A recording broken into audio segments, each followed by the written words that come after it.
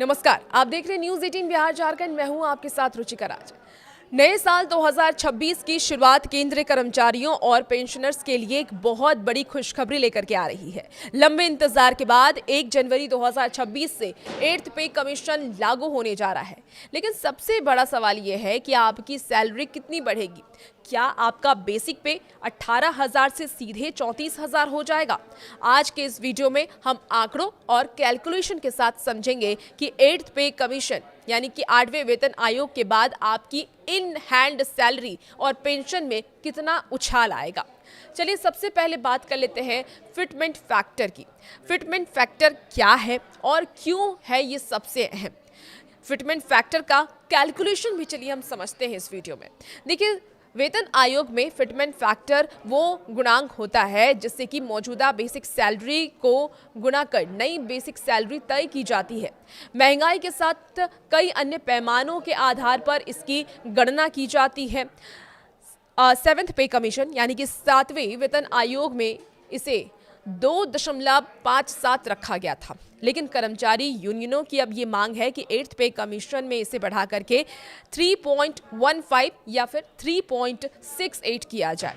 अगर सरकार fitment factor को 1.92 के आसपास भी रखती है, जैसे कि कुछ रिपोर्ट्स ये दावा कर रहे हैं, तो भी आपकी बेसिक सैलरी में भारी बढ़ोतरी होगी। चलिए उदाहरण से भी अब आपको ये समझा देते हैं कैसे बढ़ोतरी होती है। देखिए, वर्तमान में अगर न्यूनतम बेसिक सैलरी आपकी 18,000 है, अगर फिटमेंट फैक्टर 1.92 होता है तो नई बेसिक सैलरी 34,560 रुपये होगी। अगर ये 3.68 होता है यानी कि 3.68 हुआ तो आपकी सैलरी सीधे 50,000 के पार जा सकती है। हालांकि एक्सपर्ट्स के मुताबिक ये 34,000 से 35,000 के बीच सेट हो सकती है।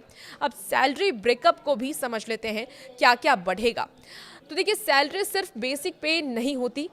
जब बेसिक सैलरी बढ़ती है तो इसका सीधा असर आपके अन्य अनाउंसेस पर भी पड़ता है, जैसे कि डीए, जिसको महंगाई भत्ता भी कहते हैं। नया वेतन आयोग लागू होते ही डीए को बेसिक में मर्ज कर दिया जाता है और फिर से 0% से शुरू किया जाता है।